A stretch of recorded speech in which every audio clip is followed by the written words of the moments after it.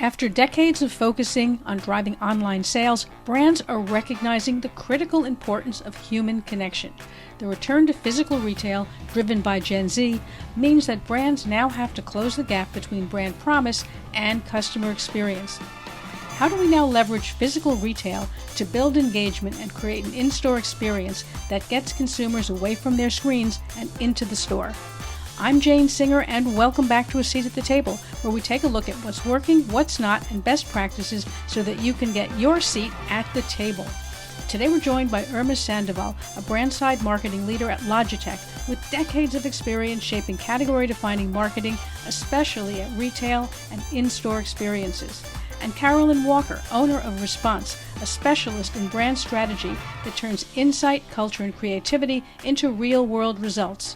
In this podcast, Carolyn and Irma will be discussing what brands get wrong about human connection, when physical retail delivers and when it doesn't, the gap between brand promise and customer experience, and how culture and emotion actually drive commercial results. If you're looking to leverage your physical stores, this is the podcast for you. Carolyn, perhaps we can start off by explain to us a little bit about what do you mean by experiential retail? Yeah, so I feel like retail has changed a lot, or at least the ones that are more progressive have changed a lot. And retail is no longer about just selling products, right? You can sit at home on your couch and buy a product from Right. Amazon or Best Buy or Walmart or whatever. And so to me, there has to be a difference between staying at home and clicking on something versus providing enough value at the store level to get someone off their couch, out of their door, get in their car and drive to a retailer. And so for me, that's about adding something else other than just selling the product. And I think the retailers that are doing it well are the ones that are thinking about experience. And I'm not just talking about experience being like an event or, one thing that they do. It's how does that the consumer experience look like through everything, right? From music to how your displays are set up to what you allow consumers to interact with to, every little thing that a customer can look and see and touch and try and how your sales teams are, et cetera, is all part of experience. And I think the retailers that are thinking about that are the ones that win. I would say, Yeah. Carolyn, and if you know me and Carolyn, we kind of go back and forth and finish each other's sentences in many instances because we've worked together for so long. But we have this Carolyn and I, we always talk Mhm. about the three E's. You got to make sure it's emotive. You got to make sure you're providing an engaging environment and an experiential environment. And what that looks like, as Carolyn has been saying, it really has changed. And we always say, it's our job to invite someone into our brand, to stay and play and touch and try, dwell time. Like that there's that experience you just don't get through AI, certainly, Mm. and you don't get online. So what, So from your it, point of view, if you look at that and you say, okay, we want to give the customer that outstanding in-store experience. However, why would that be more important than simply getting them to buy online? oh gosh, I think as a brand today now, you buying online is just it's a transactional relationship. True. And as a brand, we want way more than that. Brands are doing things where, it's called brand love, showing them your world, showing them more than just a screen with some specs on it. Like, who wants that as a brand? That's great as for, e-tail potentially, but even e-tail's getting much more sophisticated. But yeah, nobody wants that. You got to go deeper as a brand. So that's the whole point of retail, is to invite them in, to inspire them while they're there with all the many things that, Carolyn and I are touching on. But retail can be, the retail playground can really be fun and inspiring. And when you invite someone in, it is your job to, as a brand, to show them more than just a spec. Hmm. 100%. And Yeah, I always absolutely. talk about, yeah. Anyway, so for me, I hope I answered. Carolyn, anything you'd add Yeah, there? I mean, I'd also add that, Jane, I think as marketers and brand people, sometimes we get stuck thinking in, marketing speak and marketing ease, and we Mhm. talk about things being omni-channel. Well, the fact of the matter is consumers don't think of anything as omni-channel, right? Like they don't think of the difference between they see a brand or a store that has a physical presence and a digital presence and maybe a pop-up express, like they have all Yeah. these different ways to experience brands in stores, and they're not thinking of it that way. And so I think as marketers and brand folks that we have to think about it the way the consumer thinks about it, right? And meet them where they want to be met at, with the kind of information and experience Mhm. and brand, love, as Irma put it, in those environments, right? The right thing in the right environment. And So then so what, we know go, too, I was just going to say, to go finish ahead. that thought, where you asked like why, and data shows that even the Gen Z, like, the 14 to whatever they are, 25 or 28-year-olds now, are prefer actually shopping in store. Yes, that's true. But if Yeah. they get a bad experience in store, they're going to get pushed to online, right? And so the experience really does matter. And it's not about, I feel like, and maybe as on the agency side, it's a little different than on the Mhm. brand side, but I really don't care where the product is being bought. It's about, are we showing up in the right places for them, giving them the, information experience that they want. And who cares where they buy as long as they buy, right? And they become part of the brand family, and they experience something that gets them not only to buy, but become a brand fan for life. Yeah. So what do you see that brands get wrong about that human connection? I mean, other than that, you need human connection, but specifically, if you were to drill down from your perspective, when you're looking at various brands that you're working with, what do they either misunderstand or don't understand? I think one of the biggest things is that they think that experience is just one thing, Okay. like like is brand experience, just having an event in the store. No, it's way more than that.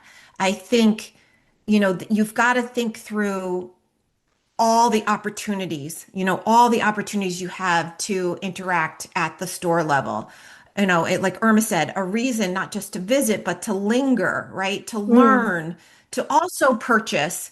The other thing I think is so important is that returns are a big deal, right? Whether you're buying Mm. online or in store. And it's almost like I equate it to kind of like bathrooms in restaurants. Like so many restaurants forget about the bathrooms and don't think that bathrooms are representative of their brand, but it really is. It's like a huge representation of their brand. And I think the same with returns, like how returns are handled, what kind of experience you have with returns. Are you making it easy? How are like in the instance of Logitech, right? Logitech is a brand inside a retailer. They don't have any freestanding stores themselves, right? So they have to think about how their brand is being experienced through that retailer, through all of these things too. So I think that's a big one. It's not just, thinking about the whole ecosystem, not just an event. I think thinking about the in-store experience and not measuring it. And I'm not saying measure it. Yes, you can measure it based on foot traffic and things like that, but there's other things that matter, like dwell time, like like conversations, like the assisted sale rate, all these things that are beyond just the kind of the impression or the foot traffic. I would add, Carolyn, one of the things that I have been sort of obsessed with, if I could sort of use that term, and I don't use it lightly, is storytelling. Yeah. And you're in Yeah. store, Yeah. you have to be able to use your words to connect with your audience.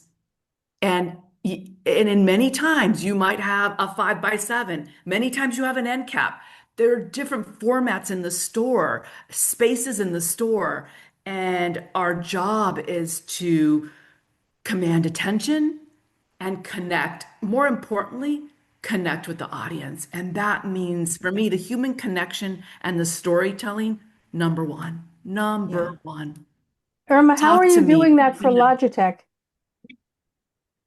Oh, well, talk about obsessed with storytelling at Logitech. Mhm. We are very much about starting with our customer, our consumer, Mhm. and really unpacking who they are, what they like, what they drink, what they wear, what they read, all of that. So we're very much a company that has incredible consumer insights, and we're incredibly tapped into our audiences. Mhm. So So we have, how are you oh, translating that into this store experience though? oh, we that's a great question. We have what we rolled out not too long ago, especially like in Best Buy, we call it category management. And we have, quite a big footprint, maybe 16 to 20 feet, maybe somewhere along that line, depending on the store footprint. And we carve out the section and we curate the sections to speak exactly to the high performance person. What are they going to like? What should we say? And how do we curate for the high Mhm. performance? How do we curate and talk to someone who really cares about a healthy setup, an ergo setup? And we talk to them and we carve out each section, a lifestyle, someone who wants a pink mouse, someone who wants polka dots. How should we talk to them? How do we talk to the person that just wants the basic essentials? And so Mhm. that, again, talking to, understanding who we're talking to, and then serving up a very curated um, offering for them. I think that's Yeah, and I'd interesting say, Jane, because that's come a go So, ahead, yes, sorry. go ahead, Jane. yeah, go Sorry. ahead. Go ahead. Oh, Oh, no, I no, was no. just gonna say, I think, it's Logitech has come a long way in that. Like if you looked at their category management displays, I don't know, more than 6, 7 years ago, it was all lined up by here's all the mice, here's all the keyboards, here's all the Yeah. headsets, and it's dramatically changed from that. And really, like she said, talking to curating the offering by audience and talking to that exact audience in the store and making it a much better experience for the shopper.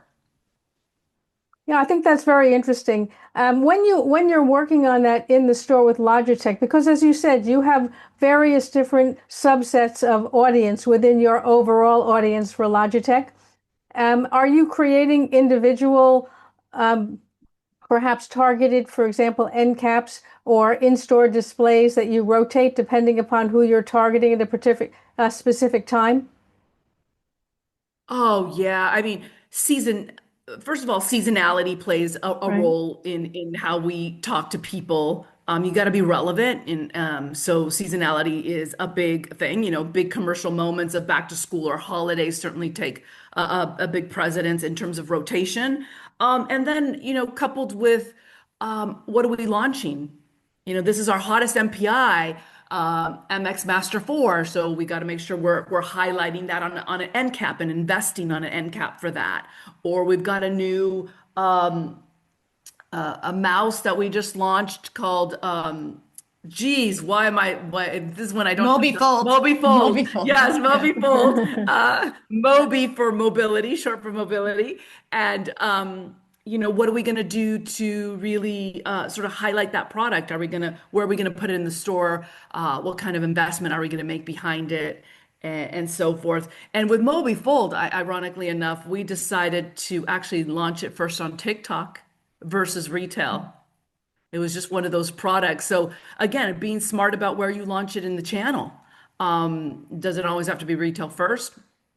Not anymore, potentially, Mhm. depending on the product, right? So, yeah, seasonality, cultural moments, um, and product launches really dictate what we invest in and the footprint we want to go after in store. Now, before, when e-commerce was first getting underway, and for a lot of years after that, a lot of retailers and brands were really prioritizing to drive their e-commerce sales. And the store was sort of an afterthought. It was like, okay, we'll have a few stores, we'll put products in the stores, but they were really wanting to drive the growth of their e-commerce. Do you feel that now there's a bit of a shift that perhaps some of the brands or retailers feel that perhaps they can communicate better with the customer, perhaps drive sales better by becoming sort of physical retail first and then adding on the e-commerce component for convenience? Or how do you see that? Well, it's a great question we ponder over quite a bit. I I I'm not sure it's fully swinging back, to, oh my God, e-commerce is no longer important. In fact, um, just speaking from a personal experience, we actually make sure that those two components are just much more integrated and connected more than anything. I think that's where it really clicked for us. It's not one over the other or swinging from left to right. It really is what's the right balance. How do we make sure these two things are seamlessly integrated and telling the right stories, the same stories? I think that's been a really big challenge is, we started with, oh my gosh, e-commerce is so important. We got to make sure we have that right. Of course, with COVID and the pandemic. And then now we're, swinging back and hearing so much about people want experiences and community and physical retail. But I don't know if we've swung so far where e-commerce is no longer important. I think what's important is we've got to make sure those two things are connected and telling the same story. That's I think where the struggle is. The balance has to be, and that's where we put our efforts for sure. Is making sure that if we're talking about back to school, what's online and what's in store, and we're both talking about back to school, and that and so it's actually not as easy and as we think it is to really tie those two together because in so many instances are your infrastructure sometimes has these two groups internally working completely as in silos. So you gotta make sure that you're bringing along the key stakeholders, functional experts, and really driving the consistency of storytelling there. That's a great question, by Yeah. the way. I'd add too, Jane, that, from a brand perspective, like Logitech, their brand is all about extending human potential at work and play. And so for me, that's the brand belief, right? We believe in extending human potential at work and play. And it's no matter what channel they operate in, they have to live up to that brand belief and that brand promise. And so, again, like I said earlier, consumers don't think in channels, they think in experiences, right? Mhm. They experience whether something's in stock online or in store. They experience, can they find the quick product quickly in store or online? They, experience in store if the associate can help them, help them through education. Or online, not an associate, but what's on the product page. Does the digital, what I'm experiencing in digital marry what I'm experiencing in physical? Like I said earlier, is the return process, frictionless and easy to do. So those are shaping their perceptions about the brand. And I think what's happened on the brand side is it's less of like, is it this or like is this channel versus that channel, and more about, are we fulfilling our brand promise and what we're setting out to do as a company?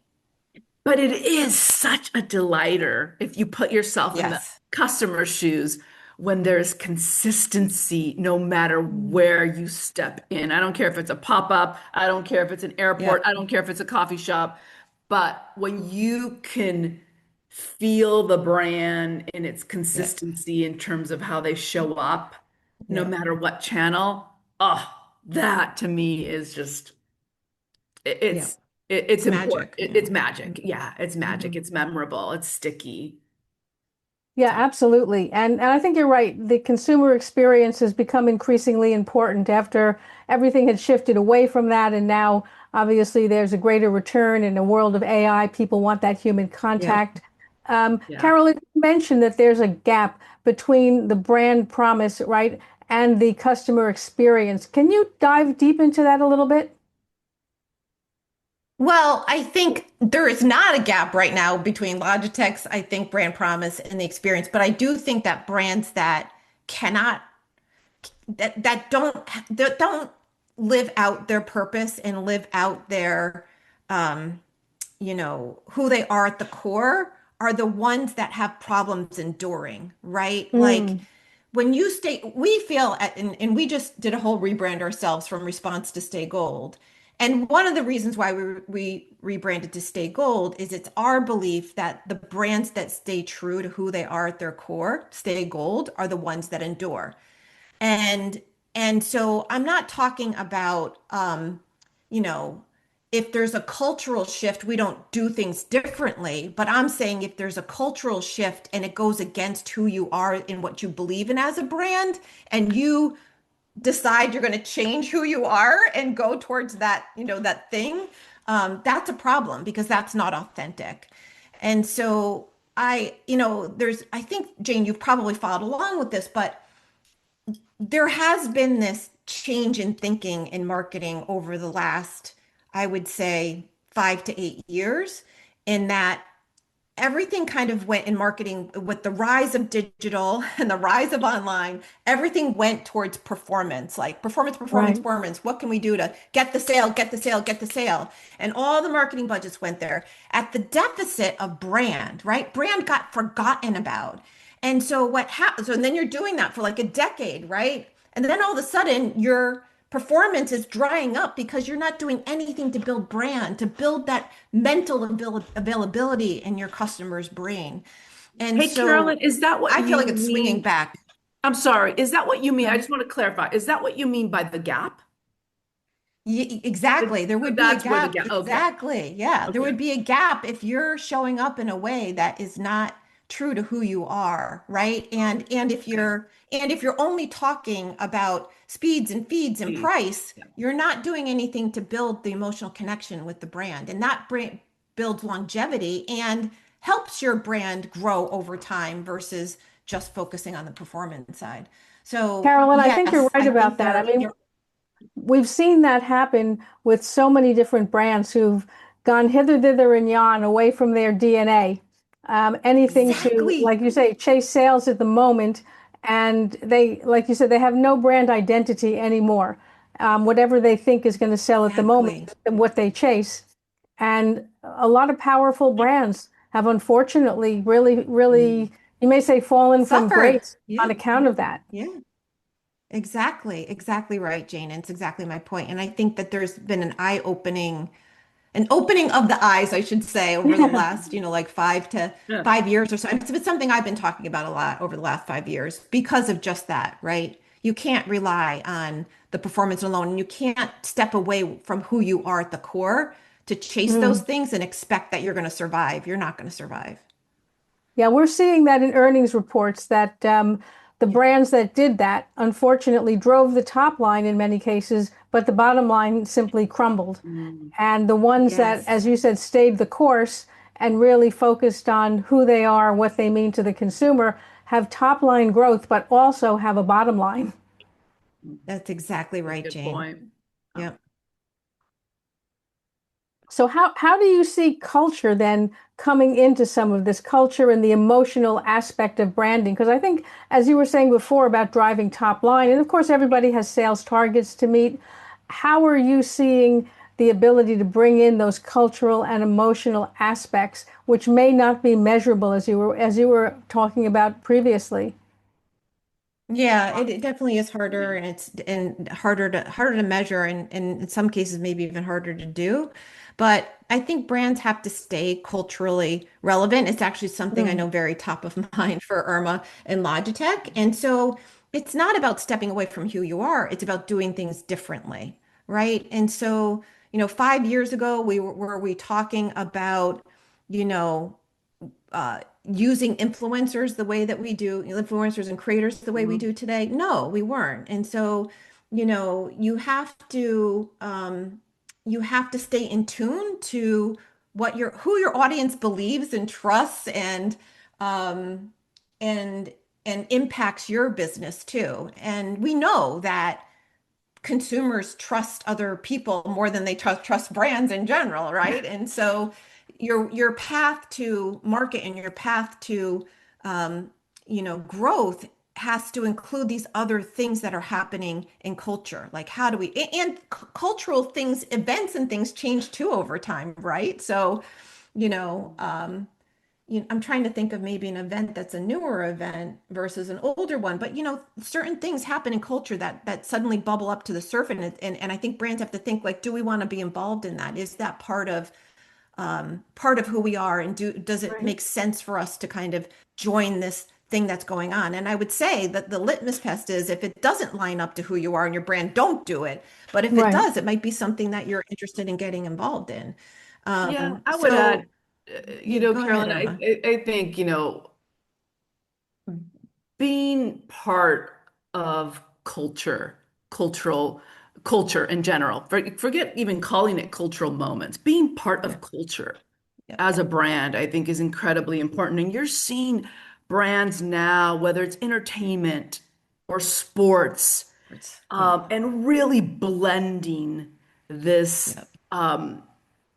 this sort of marketing gap. Gap is brilliant at what they've recently done, where they've Yeah. brought in entertainment, the way that they produce videos. Mm, So I just I think there is, Gap is such an older brand I mean, they've been around for so long, and how they then become part of culture and reinvent themselves, and people look at them different. It's just beautiful, beautiful to watch, actually, a brand sort of take that. So you see, being part of culture means to me that you are part of what's happening in the entertainment mhm. world. You're showing up in the sports world. FIFA was just such a big deal, or Super Mm, Bowl, or the US Open, and um, just moments where it's not just about commercial moments, right? It's not so Yeah. transactional, it's not just back to school and holiday. There's so many things happening in the world, and your audience is there. right. Yeah. So, And I think it depends, it's brand by brand too, right, Jane? It's like Logitech doesn't fit into every single cultural moment or every single entertainment moment or sports moment. yeah, It's the ones that exactly. are relevant to them. And so I think you have to be careful about that too, right?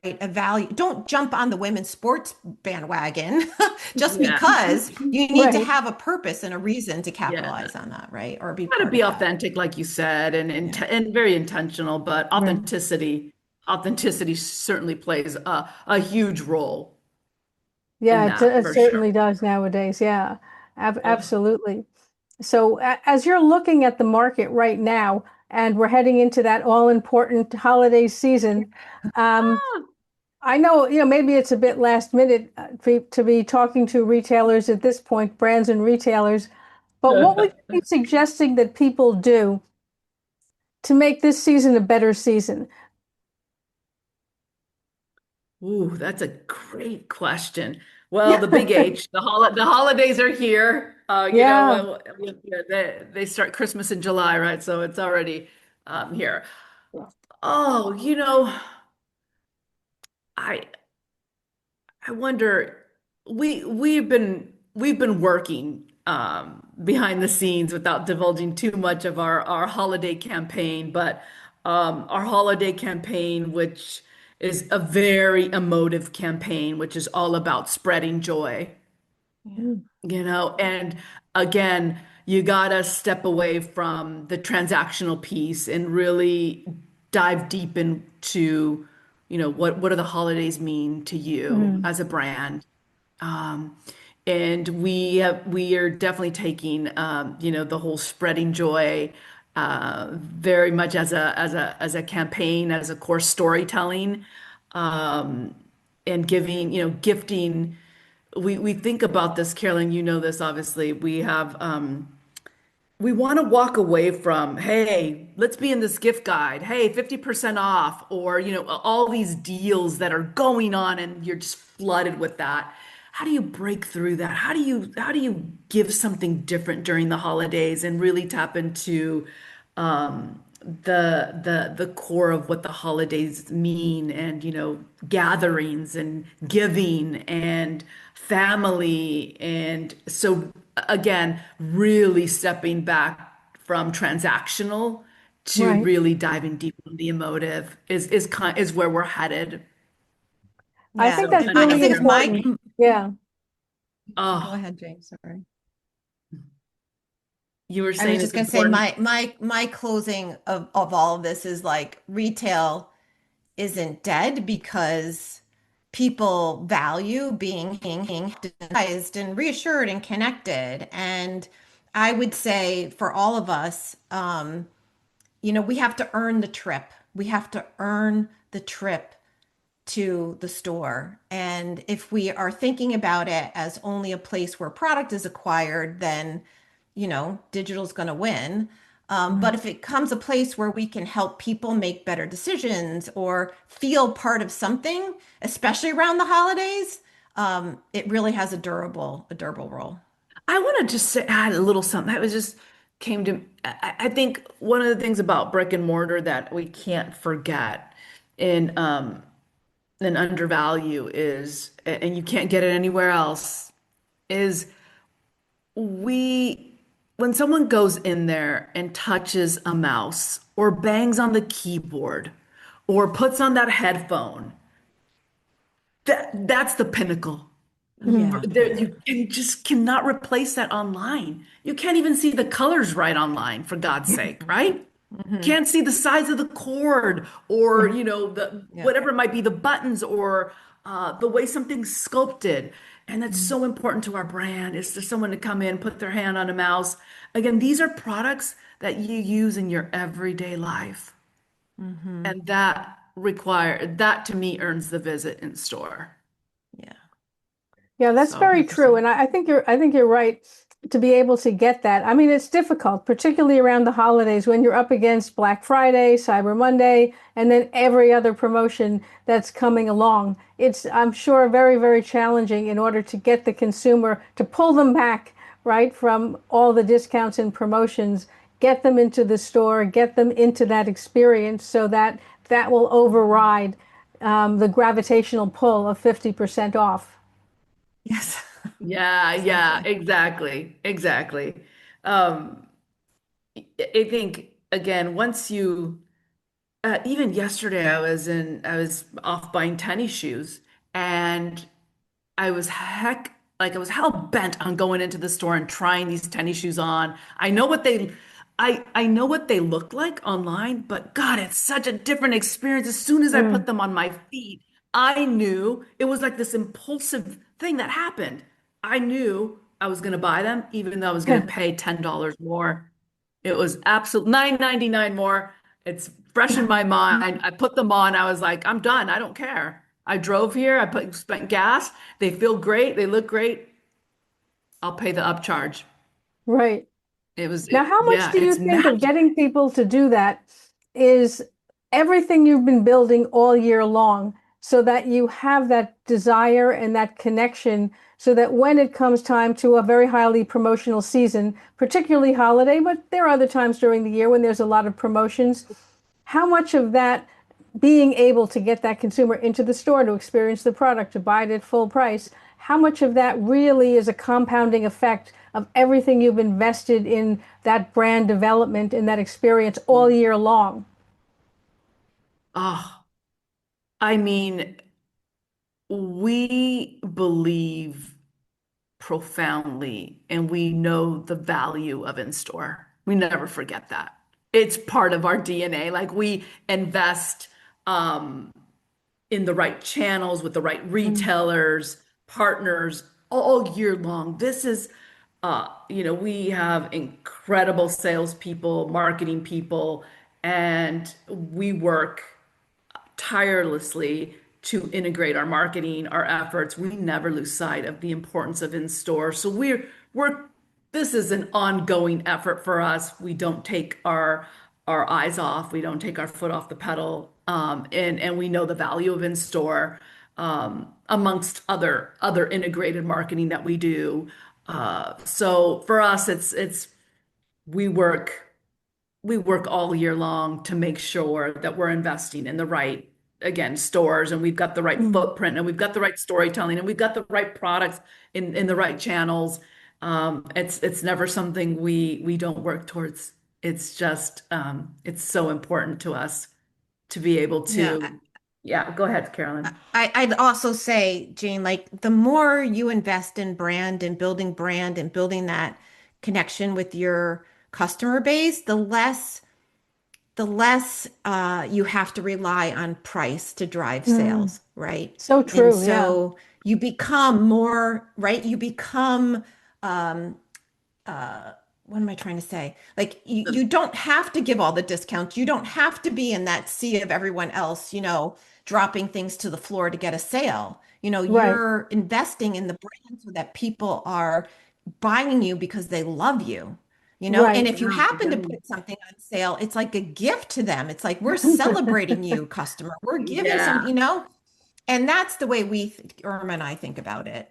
And that's I how do. you become durable during those holiday time periods and different than the sea of sameness with the discounts happening all over the place. Yeah, Yeah, it's so absolutely. interesting even when you put yourself in the middle like we're all consumers, and you can name the brands where there's not that many discounts, but boy, that once a year they come with something you've waited all year long, and you just go, oh my God, it's the Sephora, I don't know, once a year Yeah. sale or whatever. Yeah. And even the tennis shoes I wanted yesterday, they weren't on sale, and they never go on sale because it's a brand that never puts anything on sale, but I love the brand. Yeah. Hmm. It's just, again, we're all consumers, and we all uh, can sort of speak from that place. Oh, that's so true. And I think realistically, we're coming off of an era where everything was driven by price, transactional, as you have been saying, Yes. and it Yeah. got to the point where people had a top line that was growing, but you really can't sustain a business if you're running a loss every single quarter. So I think you're right. You Right. have to be able to put something back into that brand so that you get away with what Seth Godin refers to as sort by price, which is when everything Right. basically looks the same and you just figure, okay, well, let's just go for the cheapest. Yeah, That's exactly right. Yep. exactly. It's so true. When you go into the store and it's all, from high to low, and you're just sort of scanning through that, and it's just like a sea of, products, and Right. um, With no attachment, no attachment, Yeah. no connection, no connection. Yeah, understanding of what the brand means. Like, why yeah, would I pick this over that? It just becomes a functional choice instead of an emotional or self-expressive one. exactly. Yeah, yeah, Yeah. it's interesting, and it's encouraging and enlightening to hear you all talking about this return to branding because we've really gotten away from that, I feel. We've had sort of a almost 10 years of straying away from what Agreed. branding is really Yeah, about. Agree. I think the pendulum so is swinging true. back though, Jane. And I don't know it'll Yeah, swing all the way back, but there is this middle ground, right? It's not all about performance, it's not all about brand. It's like finding that balance between the two and knowing that if you don't build brand, you're not going to have a business down the road. yes, 100%. Yeah. Yeah, 100%. Well, I want to thank you both for joining me here on a seat at the table. It's just been fantastic to talk about branding with you. It's a topic I love. We could go Mm. on and on forever on this, but certainly we'll see how holiday goes. And I'd be interested to hear back from you after the season to, you know, do a post-season breakdown as to what actually happened. I Yeah. would love that. Yeah, so We let's have it. would, Let's come back and do a yeah, follow let's Yeah. up. I come would love back to. to the table for sure, and talk post holiday. Yeah, absolutely. Thanks for being with us here today on A Seat at the Table. If you'd like to see some of the other episodes, head on over to our podcast website at seat.fm. That's SEAT.fm. There's also a link here in the show notes. And if you're thinking that you'd like to be a guest on the show, you'll find information on how to apply there as well.